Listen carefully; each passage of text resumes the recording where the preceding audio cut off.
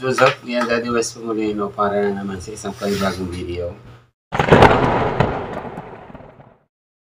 Yan guys, usapang Facebook ulit tayo ha. Kung nakatanggap ka ng ganito, ayan, ganito. Ay, dito yung sa screen na lang.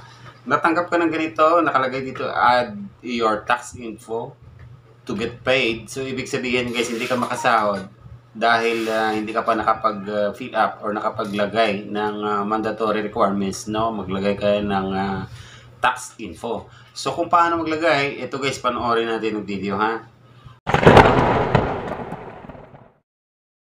Ayan, so, i-click mo lang yan, yung add tax info. I-click mo. Ayan, click natin. And then, mariredirect ka dito. Add tax ulit. Continue. And then, continue ulit. Okay guys, dito sa what is your tax classification, meron dyan individual at business. So katulad natin, content creator tayo, individual po yan. Yung mga nagsiseller, yan, sila ay business. Okay, so pipiliin natin diyan is individual. Okay? So, after nyan, meron dito sa baba, are you US citizen, US permanent resident, or green card holder? Ang ilalagay mo lang dyan is no. And then, are you acting as an intermediate?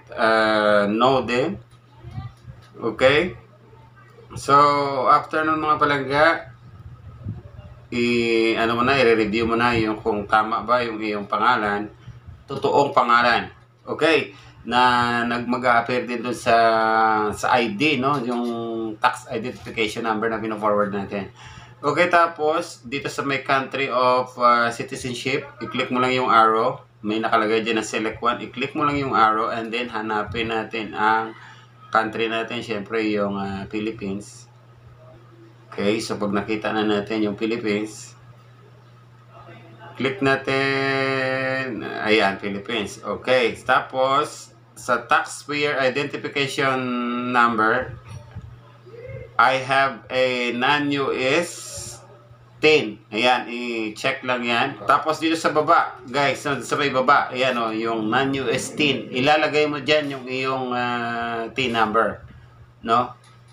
Kung wala ka namang TIN number, alam ko any member of the family na may TIN number, pwede na dyan ilagay.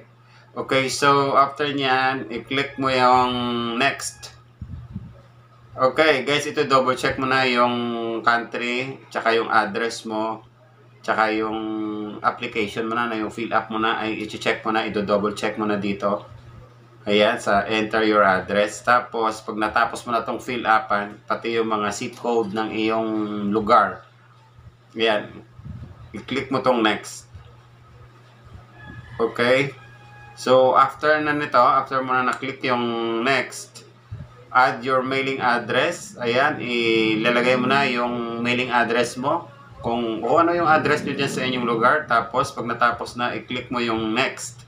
And then, may makikita ka ulit dito, claim of tax treaty benefits. Tapos, makikita mo country. I-click mo ulit itong drop down arrow dito sa my right side and hanapin natin ang Philippines. Okay? So, pag nahanap na natin ang Philippines, okay? Pag ilagay mo na yung Philippines, i-click na you are eligible for the treaty benefits kasi nandun nga yung listahan ng mga country. So, eligible na tayo nun. And then, makikita mo na may green. Nag-green na siya. And then, i-click natin tong next. Alright. So, mariredirect ka dito. May certification dito, no? May pipirmahan tayo dito. Electronic signature. Ayan. So, I certify that I have the capacity to sign for the person identified on the line 1 of this form. So, i-click mo lang yan. May box sa gilid, i-check mo, and then ilalagay mo dito yung totoong pangalan mo dito. I-click na natin tong next. So, pag na-click na natin yung next, may ipapakita siya sa atin na ganito. And then, after that, eto na. Tapos na yung iyong application for US Tax Treaty or yung atin W8 BEN, no? Para makakomply na tayo at makasahod na tayo pagdating ng payday. Okay. Okay, so yun lang mga palangga. No, thank you so much for watching. Kung nagustuhan mo yung video, don't forget to click the like, share, and subscribe. Click mo yung notification bell para updated ka sa lahat ng mga video na i-upload ko pa dito. Okay? Hanggang sa muli, ako po ang inyong Daddy West. God bless us all. And bye-bye.